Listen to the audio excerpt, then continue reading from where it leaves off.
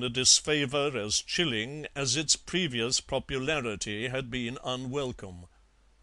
The Momebys glared at it as though it had wormed its way into their short-lived affections by heartless and unworthy pretences. Miss Gilpet's face took on an ashen tinge as she stared helplessly at the bunched-up figure that had been such a gladsome sight to her eyes a few moments ago.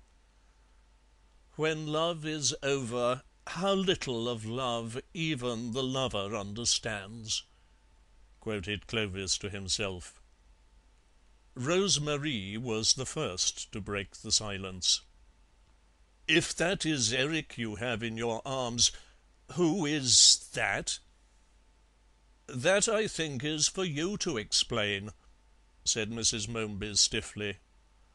"Obviously," said Clovis, "it's a duplicate Erik that your powers of faith called into being. The question is, what are you going to do with him?" The ashen pallor deepened in Rose-Marie's cheeks. Mrs. Momeby clutched the genuine Erik closer to her side, as though she feared that her uncanny neighbour might out of sheer pique turn him into a bowl of goldfish.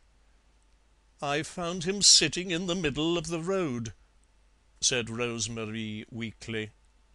"You can't take him back and leave him there," said Clovis. "The highway is meant for traffic, not to be used as a lumber room for disused miracles." Rose-Marie wept. The proverb "weep and you weep alone" broke down as badly on application as most of its kind. Both babies were wailing lugubriously, and the parent Momebys had scarcely recovered from their earlier lachrymose condition.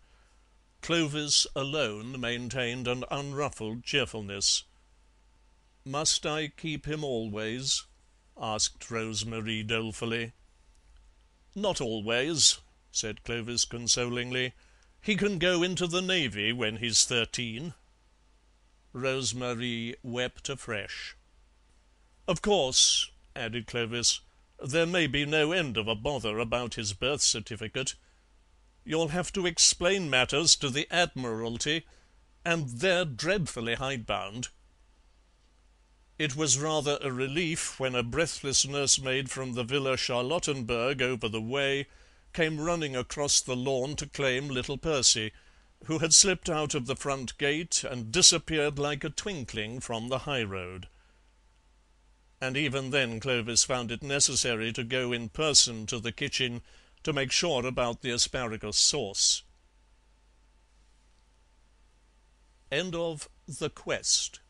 This recording is in the public domain.